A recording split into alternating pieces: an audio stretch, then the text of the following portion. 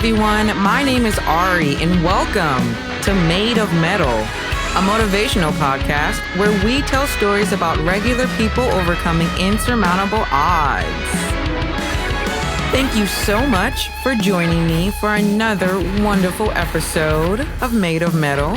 I hope everyone enjoyed last week's episode of exploring the duality of man, and I wanted to continue on that theme, especially in terms of understanding that the decisions we make are what defines us, outside of anything else. So this week, we'll be covering an individual who experienced a personal injury due to illness that most would have considered catastrophic and life-ending, especially during a time when there was little to no resources available to cope with that loss. This wasn't a loss of a person, but of their own individual senses, and thus a good chunk of their personal independence. Having to navigate a world that just wasn't equipped for their needs, plus having to forge a completely new path towards understanding how to work with people such as themselves. This individual also went on to fight for several noble causes, all geared toward establishing basic freedoms and rights for the unseen in society. And they were able to do this as they were well acquainted with the marginalization of their own group. I truly love stories like these for their ability to depict the strength and resilience that lives within us all, in spite of whatever circumstances life throws at us. Plus, as you all know, I am such a huge fan of stories involving strong women. Truly lights my fire. So this week, we'll be covering the strong, the sensible, the steadfast, Helen Keller. Helen Keller was born on June 27, 1880 in Alabama, the eldest of two daughters. Helen's parents, Arthur and Catherine, had 4 children total, including 2 older brothers from a previous marriage. Helen's father, Arthur, was a newspaper editor for a local publication, and her mother was a homemaker. Financially, the family wasn't well off and owned a farm to sustain their meager lifestyle. Helen was born a completely healthy baby and even started speaking and walking before the age of 1. When Helen was almost 2, she caught a fever that progressed into a devastating illness around 1882. At the time, it was called brain fever, but it was more than likely a form of scarlet fever or even meningitis. It was after the illness that family members noticed that Helen wasn't responding to visual or auditory stimuli, seemingly oblivious. It was determined that Helen had lost her sight and hearing as a consequence of the high fever. Through trial, error, and everyday interaction, Helen was able to create a limited sign language to communicate with a childhood companion, the daughter of a cook. This was the only communication method that Helen would use for quite some time. It was also noted during this time period that Helen's behavior became abrasive, erratic, and destructive. Helen would be prone to disturbing episodes of anger and rage, even inflicting her tantrums upon her only friend and always her parents. Because of her abusive behavior, Helen's family began to seriously consider having her placed in an institution, as they had no idea how to tame her, which, in my opinion, seems beyond cruel. But I get that there wasn't a lot of understanding surrounding dealing with family members who had special needs, especially around this time period. Helen was angry and frustrated with her circumstances, and understandably so. She had to live in a world she didn't understand with people whom she couldn't communicate with. It's no wonder she was having trouble managing her emotions, not to mention she was also just a child trying to navigate a new and uncertain world without the full use of her senses. This would cause any person to become bitter and resentful. Through her own diligent research, Helen's mother learned about a doctor in Maryland that specialized in working with blind and deaf children and sent Helen to see him with her father. After being assessed, the doctor recommended Helen see another person who was more experienced and had better resources to help treat her, as they dedicated their life to working with deaf children. This person is quite well known, actually, but for other reasons. The doctor recommended that Helen visit an expert named Alexander Graham Bell. Yes, the man who invented the telephone also worked with deaf children to help find educational solutions. Another timeline cross that leaves me speechless. Like, who knew that all these people existed at the same time? Maybe I just didn't understand exactly growing up and learning it in school, but now I'm just like, what? I would have been so much more interested in history if I would have known these individuals interacted with each other. Alexander recommended that Helen travel to the Perkins Institute for the Blind, located in Boston, Massachusetts, that was currently run by his brother. When Helen reached the institute, she would be paired up with a recent graduate named Anne Sullivan. Anne would become one of the most important people in Helen's life. Anne was selected as Helen's teacher, and in 1887, Anne traveled with Helen to her home. Upon her arrival, the first word Anne began teaching Helen was doll, as that was the gift she had brought her. Unexpectedly, Helen did not initially receive Anne's teachings well. She was still disgruntled with her lack of communication, thus was not open to learning from someone new. As she continued to work with Anne, Helen grew even more disengaged and angry. As a last-ditch effort, Anne requested that she and Helen be sequestered away from the rest of the family to a cottage on the property. Through a long period of dynamic teaching, tantrums, and pure determination, Anne was able to teach Helen her first word, water. Anne taught Helen the sign for water, but Helen demanded to know its letter name, as she called it. Thus, Anne spelled out the word on Helen's hand, and this began a long, fruitful history of education for Helen. And Helen's academic record would be one for the books. Okay, this girl loved to go to school. I love it. I mean, I too am a super lifelong learner, as you guys know, super nerd.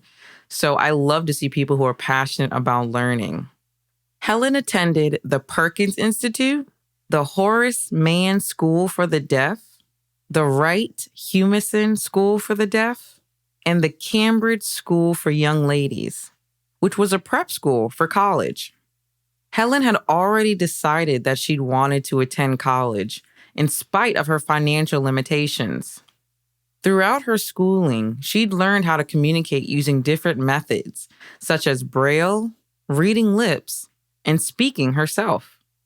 While Helen gained knowledge and worldly experiences through her schooling, she was also exposed to more people who became enchanted with her. Once people learned of her background, Helen's reputation gained quite a bit of national attention. The consequences of this involved meeting new individuals who were fascinated with her and wanted to help her achieve her goals. One such individual, the prolific writer and storyteller, Mark Twain. Yes, yet another incredible timeline cross. Mark Twain and Alexander Graham Bell both worked with Helen Keller. I've really been missing these, but they're always just as astounding every time I learn about them. Mark was able to introduce Helen to a wealthy friend who was so impressed with her that he agreed to help put Helen through college. In 1900, Helen would enroll in Radcliffe College and graduated cum laude in 1904 at the age of 24. Helen was able to accomplish this feat with the help of her teacher, Anne. Another incredible fact was that Helen wrote books about her experience growing up blind and deaf, something that had never been done before. There were many misconceptions about her blindness, which Helen worked to correct with her writing as they highlighted her own experiences. Several monthly publications picked up her articles, including major magazines like the Atlantic Monthly. Helen wrote and published her first book in 1905, titled The Story of My Life, with the help of Anne. But Helen didn't stop there.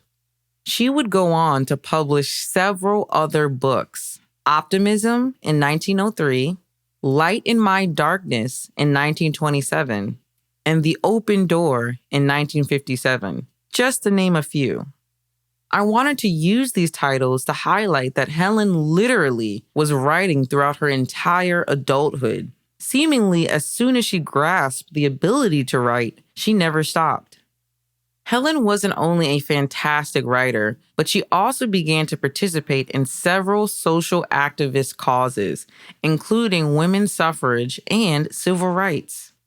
In spite of the unpopular national sentiments among these causes, Helen was a steadfast devotee.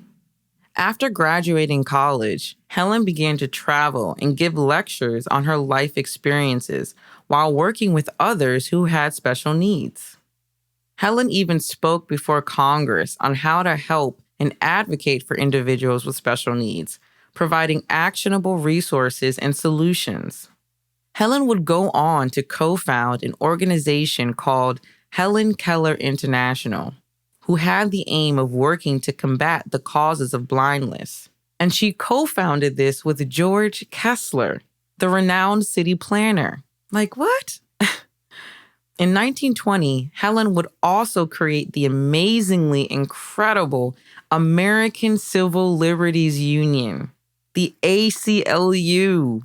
And that next year, the American Federation for the Blind was founded as well. I just wanted to stop here and just say, I don't know how I didn't know this. I had no idea that Helen Keller was one of the individuals who helped to found the ACLU. I mean, that's such an incredible organization, even today. Just really incredible stuff. The American Federation for the Blind was founded that next year, and this is where Helen would focus her support, creating campaigns for awareness and to raise financial support for those living with blindness. It was during this time that Helen's popularity began to weaken due to her associations with the less than popular socialism. But this didn't stop her momentum entirely. In 1946, Helen was named the Counselor of International Relations for the American Foundation of Overseas Blind and traveled all over the world sharing her story. A decade later, Helen would begin a groundbreaking trek across Asia, lecturing and educating on blindness and how to better support special needs individuals in society.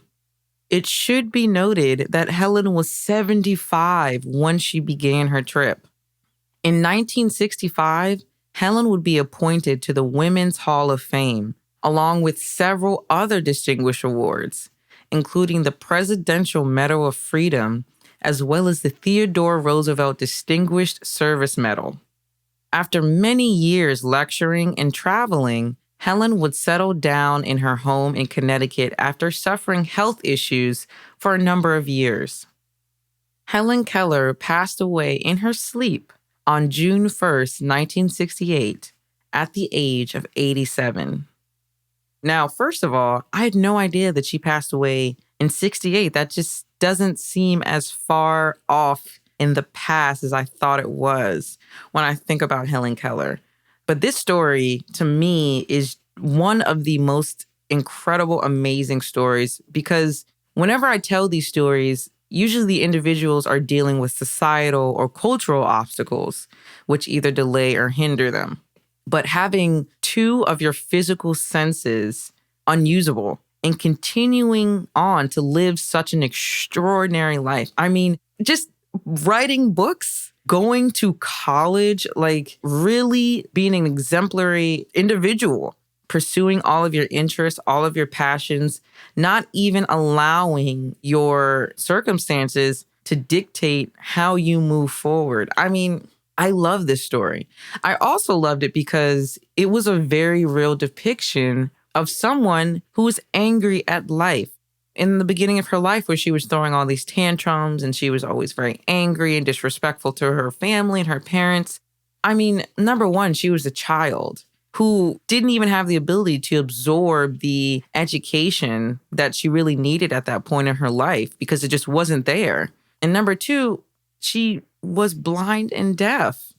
She couldn't communicate. She lived in a world she absolutely could not understand just as a child, not even as somebody who was blind and deaf. To look at that and then look at how far she came from that point, I mean, it's so impressive. It is so encouraging. For me personally, it's just so inspiring that she didn't allow her rage to consume her because nobody would have blamed her for that, but she didn't. She allowed it to fuel her and take her to heights that people with all of their senses, couldn't reach. Just pure determination and grit. And on top of all of this, she also dedicated her life to fighting for those with special needs, along with social activist causes.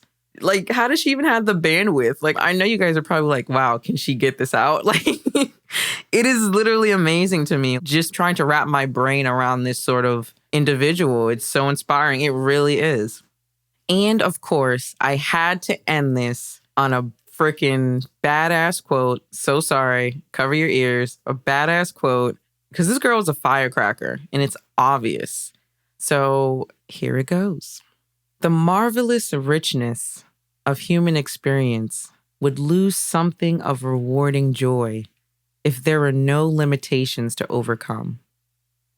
The hilltop hour would not be half so wonderful if there were no dark valleys to traverse. You can check us out at madeofmetalpodcast.com. You can also follow us on Instagram or Facebook at Made of Metal Podcast. And if you love the show, please tell a friend, leave a review.